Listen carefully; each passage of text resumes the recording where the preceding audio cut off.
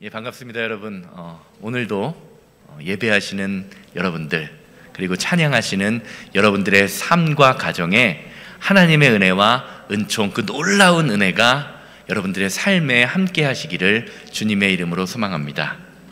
신앙생활을 조금이라도 해보신 분이라면 예수님의 십자가 고난을 함께 했던 한 강도가 죽음을 앞둔 상황 속에서 예수님께 자신의 구원을 요청함으로 예수님과 함께 천국에 들어간 그 사건, 그 이야기를 아마 잘 알고 계실 것입니다. 누가복음 23장 42절 말씀을 한번 보세요.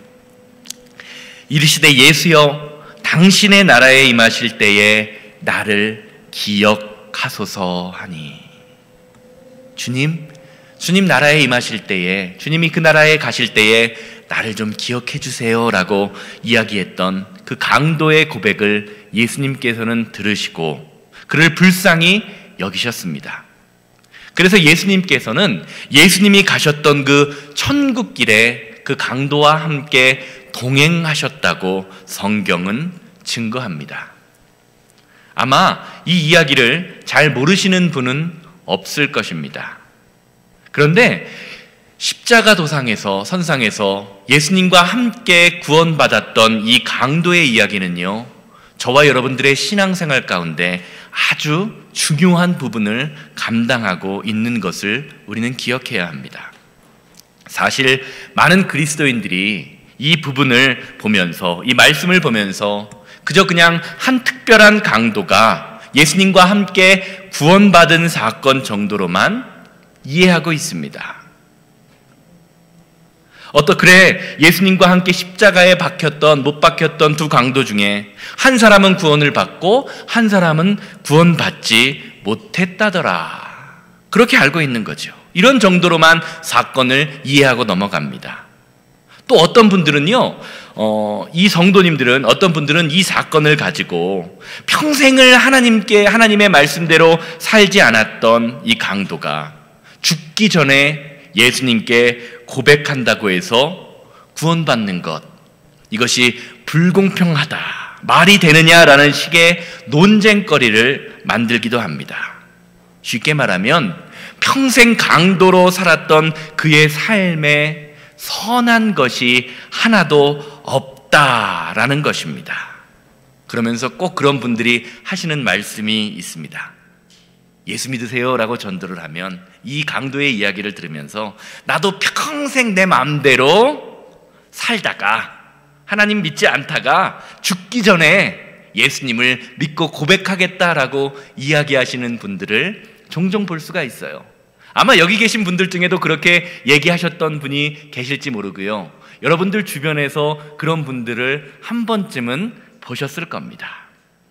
그런데 만약 우리가 이런 생각을 가지고 있다면 그것은 하나님의 사랑과 구원에 대하여 커다란 오해를 갖고 있다는 것을 깨달아야 합니다. 사랑하는 여러분, 하나님이 우리에게 주시는 그 구원이라는 것은요, 내가 하나님께 무엇을 해드렸기 때문에 하나님이 나에게 주시는 무슨 대가와 같은 것, 그런 것이 아닙니다. 많은 분들이 신앙생활 하시면서 착각하고 계시는 것 한 가지가 있습니다. 그것은 바로 내가 주체가 되어서 내가 하나님을 믿는다라는 것입니다. 믿음의 주체가 다른 사람이 아니라 나라는 것입니다. 그러기에 그런 생각을 가지신 분들은 어떻게 행동합니까?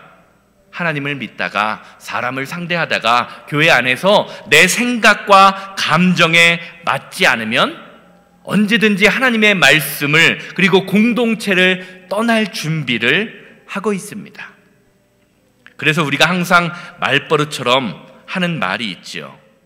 많은 성도님들이 하시는 말씀, 내 생각에는요, 내 감정에는요, 내 생각에는 아닌 것 같습니다, 내 생각에는 다른 것이 좋은 것 같습니다 라고 말하시는 분들, 그리고 내 신앙생활 가운데 한 번쯤은 그런 말씀을 해보셨을 것입니다.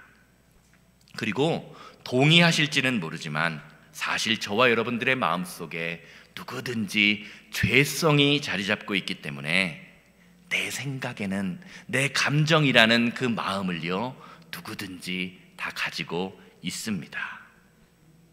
그런데 성경은요, 우리의 믿음과 구원의 관계에 관해서 내가 믿는 것이 아니라 내가 믿을 수 있는 것조차도 하나님의 은혜임을 분명히 밝히고 있습니다.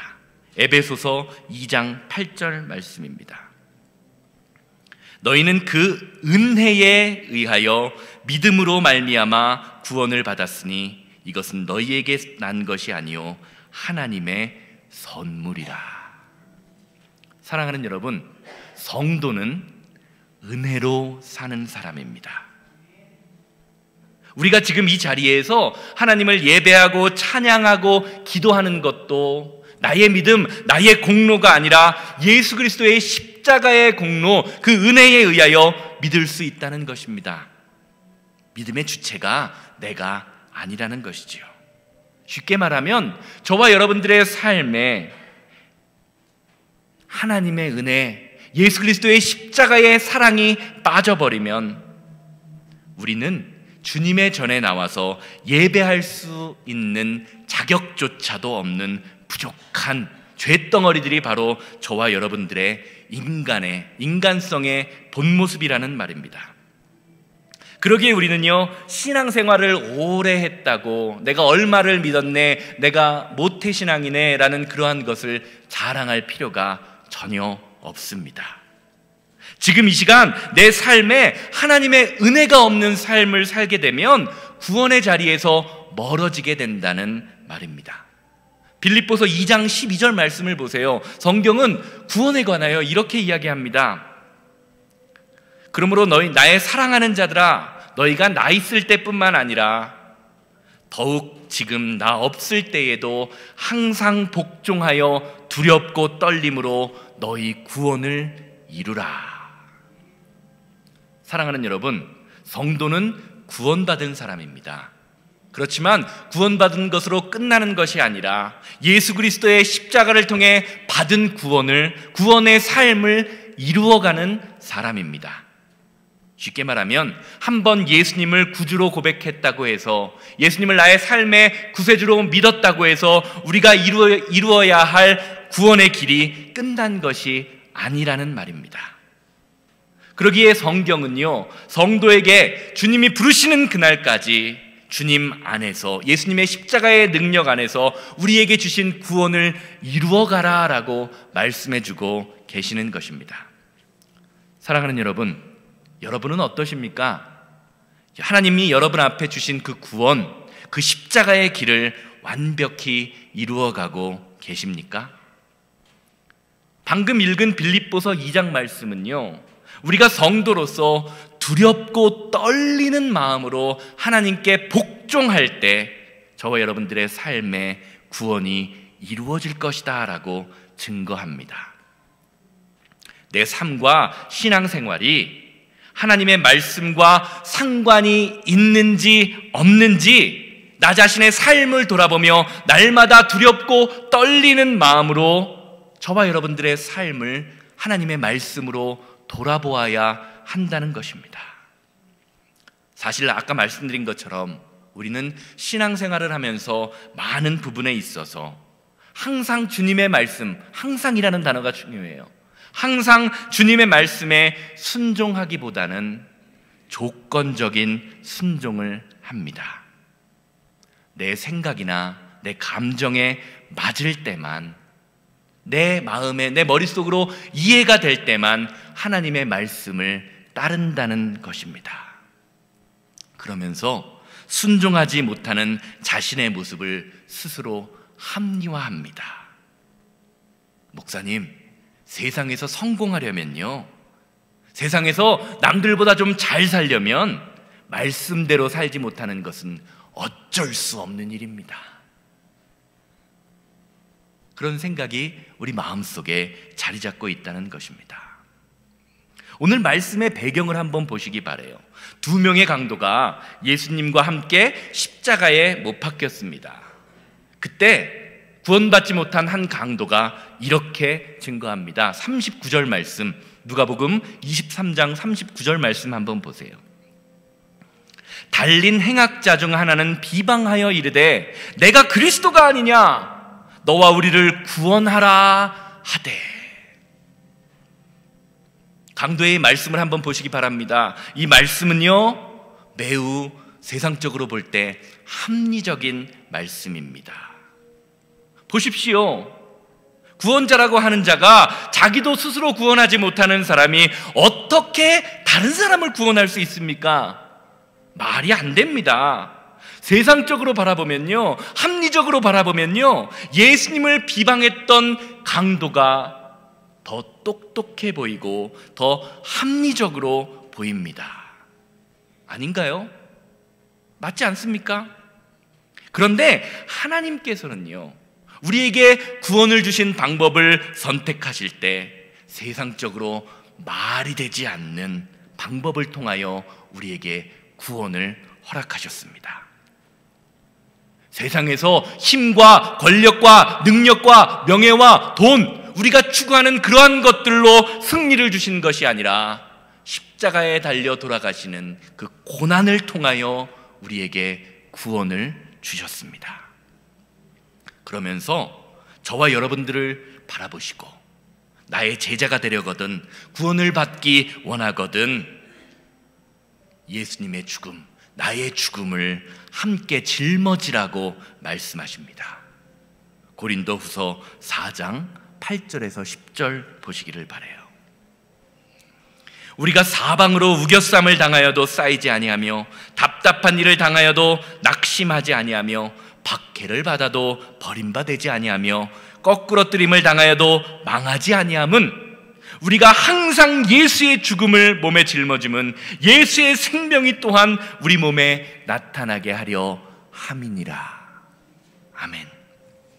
사랑하는 여러분, 성도는요 예수님의 십자가를 짊어지고 이 세상을 살아가는 사람입니다. 믿으십니까? 그리고 우리가 성도로서 예수님의 십자가를 짊어질 때 저와 여러분들의 삶을 통하여 십자가의 생명의 능력이 드러나게 됩니다. 이것이 신앙의 원리라는 말입니다. 그렇게 어떻습니까? 당장 하나님의 말씀에 순종하면 내 사업이 힘들어질 것 같고, 하나님의 말씀에 순종하면 내 인생이 무너질 것 같고, 하나님 말씀에 순종하면 내가 다른 사람들에 비해서 뒤처질 것 같지만 그것은 하나님의 생각이 아니라 내 생각임을 깨달아야 합니다. 하나님의 방법은요 고린도후서 4장 8절에서 9절에 아주 잘 드러납니다. 사람들에게 우겨쌈을 당하여도 쌓이지 않게 하시고, 답답한 일을 당하여도 낙심치 않게 하시고, 박해를 당하는 것 같아도 버림받지 않게 하시고, 거꾸러뜨림을 당하여도 다시 일어서게 하는 분, 그분이 바로 저와 여러분들이 믿는 하나님이라는 것입니다. 그래서 잠언 24장은요 성도의 고난을 이렇게 표현하죠. 24장 16절이죠. 대저 의인은 7번 넘어져도 다시 일어나려니와 악인은 재앙으로 말미암아 엎드려지느니라. 사랑하는 여러분, 하나님께서는 하나님의 말씀에 순종하는 자에게 회복을 주십니다. 믿으십니까? 또한 하나님께서는 하나님의 말씀하는 성도에게 구원의 기쁨을, 생명의 능력을 허락하십니다. 쉽게 말하면 7번 넘어져도 8번째 일어나는 사람, 그 사람이 바로 성도와 저와 여러분들 같은 성도의 모습이라는 것입니다. 반대로 어떻습니까? 악인은요 재앙으로 넘어지고 쓰러집니다.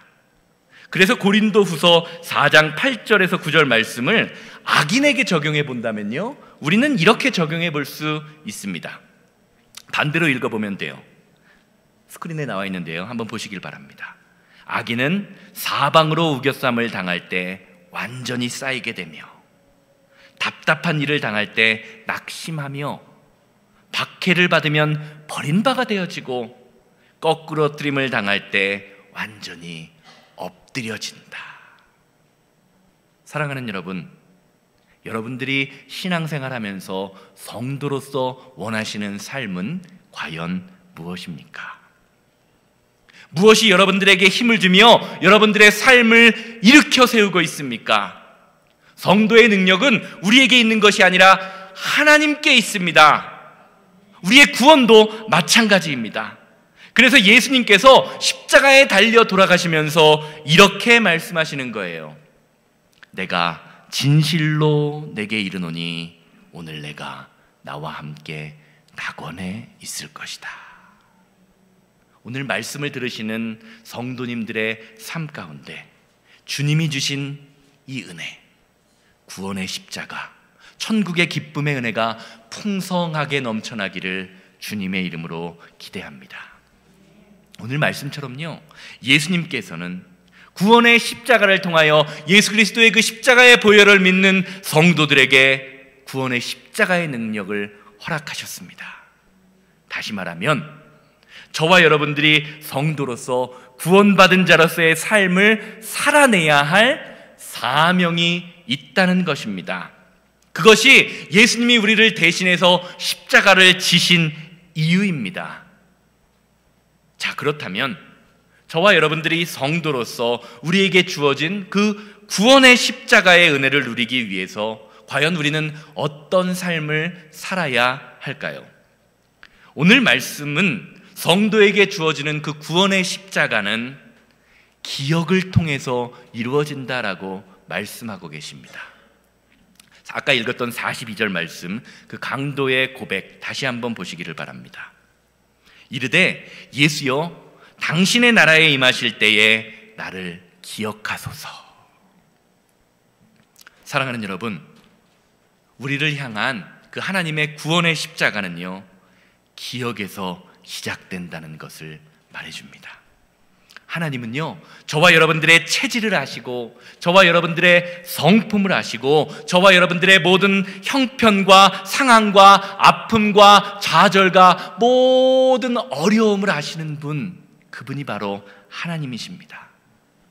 왜냐하면 하나님께서 우리를 창조하시고 하나님의 자녀로서 이 땅에, 그리고 새생명교회에, 이 콜로라도 스프링스에 보내셨기 때문입니다.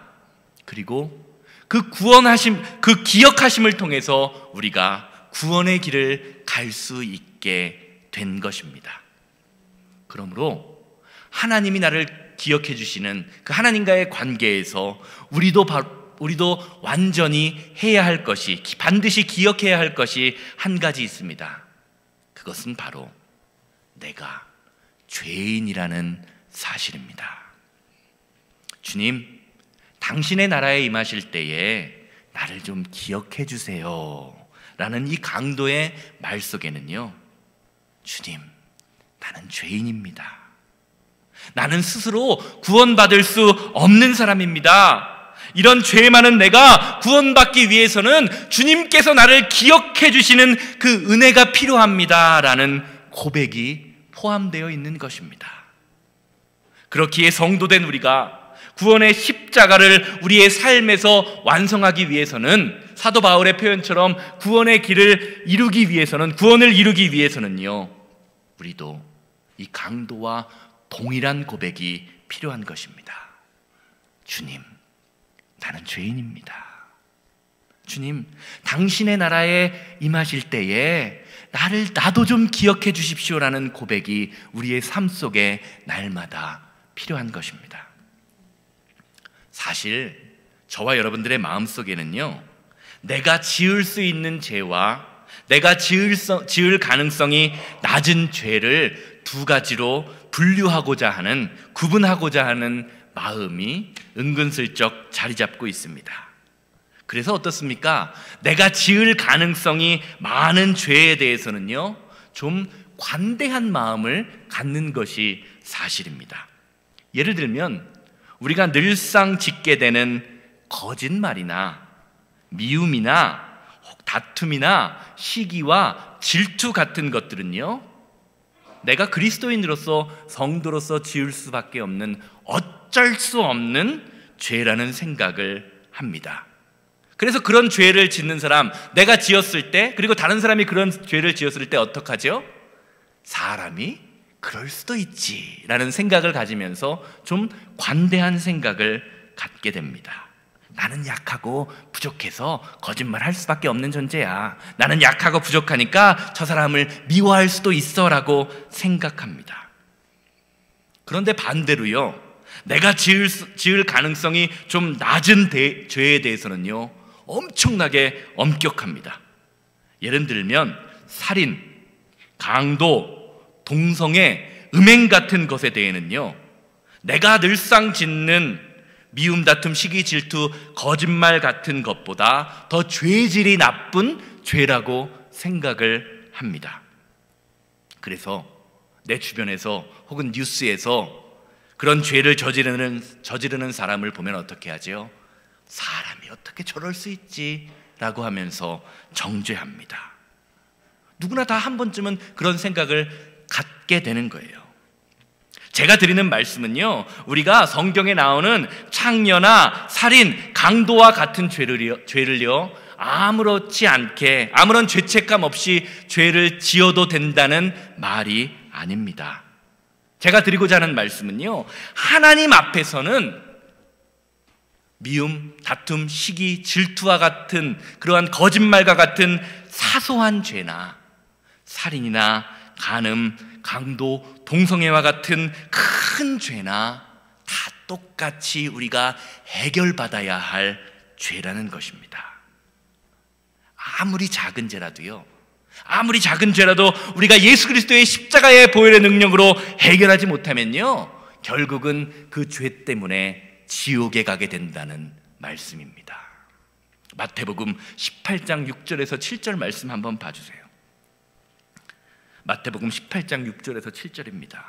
누구든지 나를 믿는 이 작은 자 중에 하나를 실족하게 하면 차라리 연자맷돌이 그 목에 달려서 깊은 바다에 빠지는 것이 나으니라.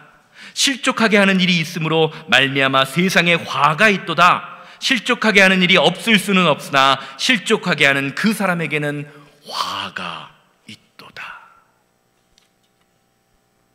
사랑하는 여러분, 우리가요 살인이나 간음이나 동성이나 음행만을 저질러서 지옥에 가는 게 아닙니다.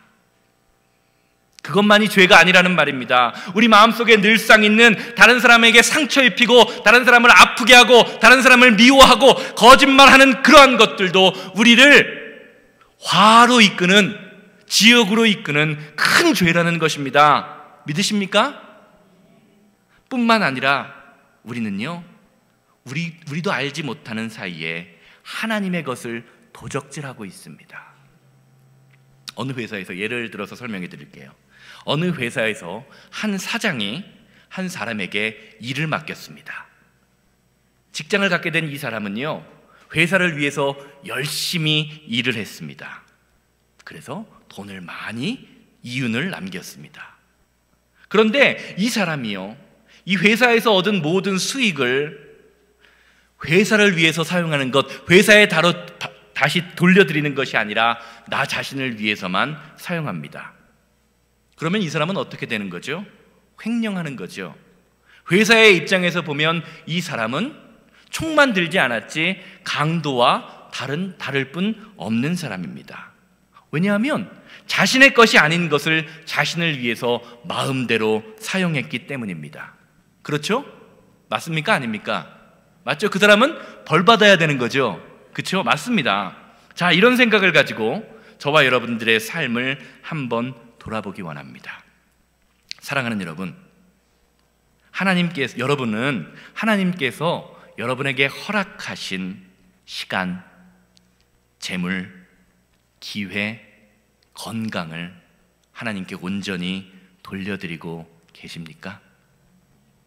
혹시 그렇지 않다면 우리의 이런 모든 행위가 하나님의 것을 도적질하는 그러한 것은 아닐까요? 말라기 3장 8절에서 9절은요 하나님의 것을 도적질하는 인간의 모습에 관하여 이렇게 증거합니다.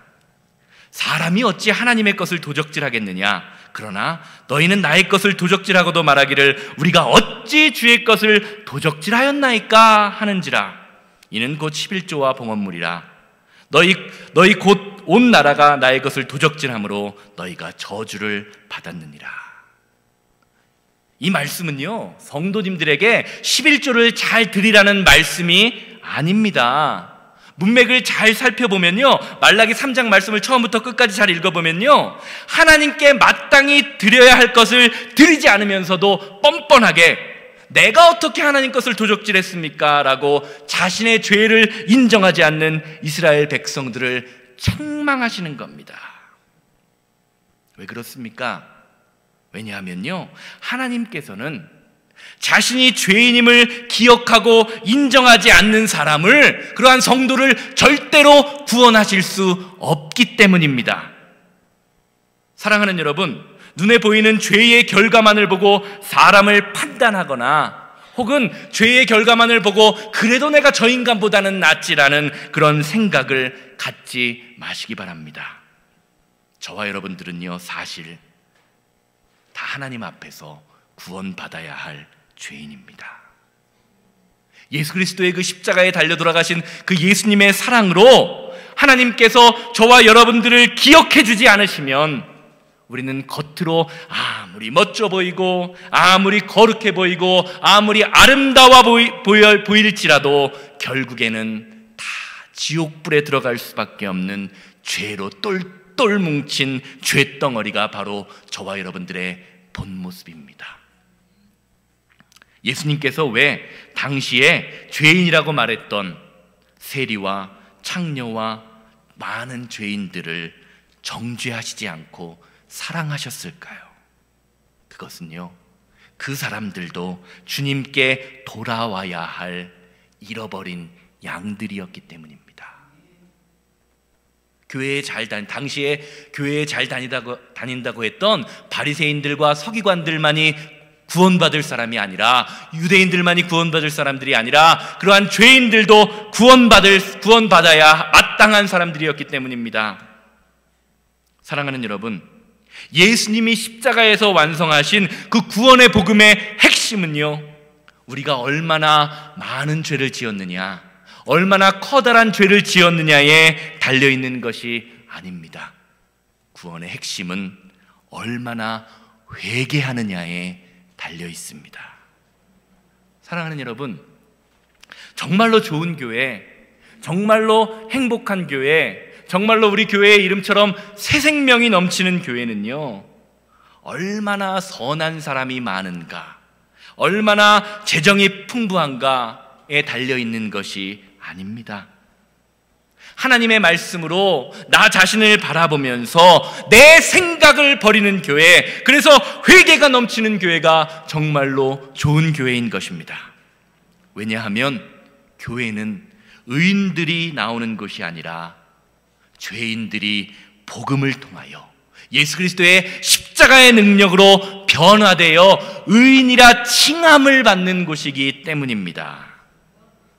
의인이 되는 것이 아닙니다. 의인이라 칭함을 받는 곳입니다. 쉽게 말하면 저와 여러분들이 예수님을 믿고 의인이라 칭함을 받았지만 여전히 저와 여러분들의 모습 속에는 주님이 부르시는 그날까지 부족함 투성이, 연약함 투성이일 수밖에 없다는 말입니다. 그러기 위해서 우리는 날마다 나 자신이 죄인임을 인정하면서 주님 앞에 무릎 꿇고 주님 앞에 회개하며 눈물을 흘려야 합니다. 그럴 때에만 오늘 주님께서 우리에게 주시는 이 말씀, 복음의 말씀, 오늘 내가 나와 함께 낙원에 있으리라 라는 그 십자가의 구원의 복음이 이 땅에, 그리고 우리 교회에, 그리고 우리 교회 성도님들의 신앙생활 속에 실현되는 것입니다. 저는 우리 새생명교회가 정죄가 넘치는 교회가 아니라 회개가 넘치는 교회가 되기를 원합니다. 다른 사람을 보며 판단하는 교회가 아니라 나 자신을 돌아볼 수 있는 교회가 되기를 원합니다. 내 생각에는 이런 것 같습니다라는 것이 주장되는 교회가 아니라 하나님의 말씀에는 어떻게 쓰여 있는가를 바라볼 수 있는 교회가 되기를 주님의 이름으로 기대합니다. 왜냐하면 이러한 교회가 하나님이 기뻐하시는 교회이기 때문입니다. 여러분들에게 함께하고 있는 그 하나님의 은혜를 기억하시기 바랍니다. 그리고 나 자신이 예수님의 십자가의 복음 없이는, 예수님의 그 보혈의 능력 없이는 지옥에 갈 수밖에 없는 죄인임을 고백하십시오. 그러면 이러한 우리의 모습을 통해서, 우리의 신앙생활을 통해서 구원의 감격, 십자가의 은혜가 풍성하게 넘치게 될 것입니다. 결론적으로 말씀드리겠습니다.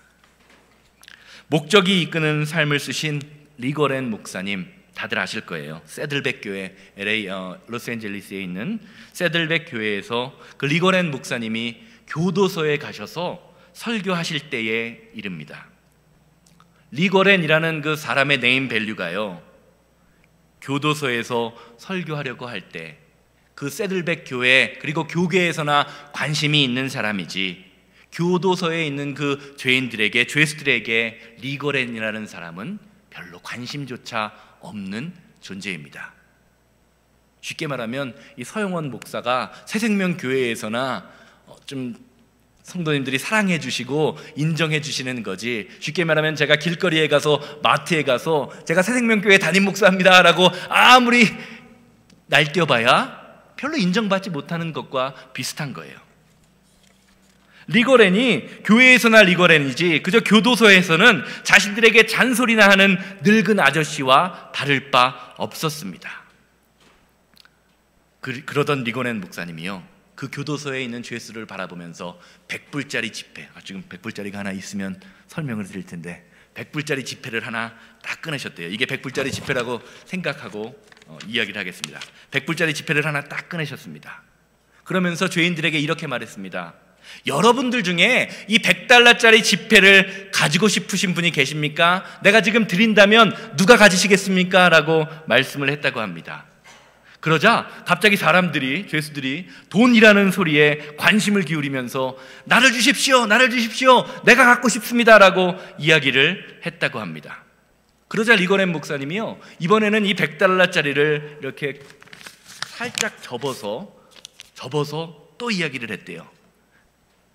이 100달러짜리를 제가 살짝 접었습니다. 이래도 갖고 싶은 분 계십니까? 라고 이야기하자 죄인들이 어떻게 반응했을까요? 그래도 나는 갖겠습니다. 마지막으로 리거렌 목사님이 이 100불짜리를요 꾸기시고 침을 태 뱉으셨대요. 그리고 땅에 놓으시고 이 100불짜리를 막 밟으셨답니다. 그리고 이렇게 땅에 놓은 상태에서 지금도 이 돈을 갖고 싶은 분이 계십니까? 라고 말을 하자, 그럼에도 불구하고 많은 사람들이 손을 들면서 내게 주십시오 라고 말했다고 합니다. 그러자 리거렌이 사람들에게 이것을 이렇게 이야기했다고 합니다. 여러분, 이것이 바로 하나님이 저와 여러분들에게 하신 일입니다. 남들에게 학대받으셨습니까? 남들에게 이용당하셨습니까? 남들에게 쓸데없는 인간이라고 모욕받으셨습니까? 지금까지 우리의 모습이 하나님 앞에, 사람들 앞에서 구겨지고 짓밟혀지고 더러워진 지폐와 같을지라도 당신의 가치는 1달러도 떨어지지 않았습니다. 하나님은 여전히 당신 모습 그대로를 사랑하십니다. 그리고 이 말을 들은 제소자들, 그 죄인들에게 많은 회심이 일어났다고 합니다. 사랑하는 여러분, 리거렌 목사님이 말씀하시는 구겨진 인생, 찢어진 인생, 남들에게 밟히며 모욕당하는 인생이 혹시 저와 여러분들의 모습은 아닙니까? 우리를 향한 구원의 십자가를 깨닫게 될 때요, 저와 여러분들은요, 내가 하나님 앞에서 어떤 사람인지 온전히 깨닫게 됩니다. 비록 지금 내 인생이 보잘것없는 초라한 인생이지만, 구겨지고 밟혀지고 찢겨진 인생이지만, 하나님께서는요, 그런 저와 여러분들을 위해서 예수님을 십자가에 못 박으셨습니다. 그리고 우리가 그런 사랑, 구원의 십자가의 사랑을 깨달았다면 이제는 내가 받은 그 구원의 십자가의 사랑을 다른 사람에게 흘려보내야 할 때입니다. 그것이 바로 예수님이 십자가에서 말씀하시면서 오늘날 내가 너와 함께 낙원에 있으리라 라고 말씀하신 구원의 십자가의 모습입니다. 인생 살다 보면요, 때로는 내가 복음을 전하고자 하는 사람, 나와 함께 신앙생활을 하는 사람들 중에요, 유난히 나를 힘들게 하는 사람이 있어요. 그런 사람들은요, 어디 가도 있습니다. 회사에 가도 있어요. 친목회에 가도 있어요. 그런 사람들을 전문용어로 밥맛이라고 합니다. 밥맛 같은 사람. 그런 사람들은 어디 있습니다. 어디나 있습니다. 그런데 우리가 예수님의 십자가의 은혜를 깨달았다면요, 그런 사람들을 볼 때 나에게 행하는 마음에 들지 않는 행동, 말투, 모든 것들을 바라보며 이렇게 기도해야 할 것입니다. 주님, 내 눈을 덮어주세요. 내 귀를 좀 막아주세요. 주님, 저 사람의 행동이, 저 사람의 꼬라지가 참 보기 싫은데 주님, 내 눈을 갈아주시고 내 마음을 좀 풀어주시기 원합니다.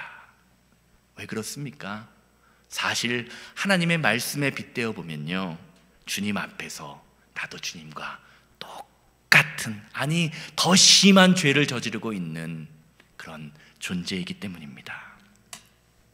내가 예수님을 십자가에 못 박았기 때문입니다. 다른 사람을 보며 그 사람이 나에게 어떻게 했는지에 대하여 집착하지 마십시오. 대신에 나를 위하여 십자가를 지시고 나를 천국으로 인도하시는 그 구원의 십자가에 집중하시기 바랍니다.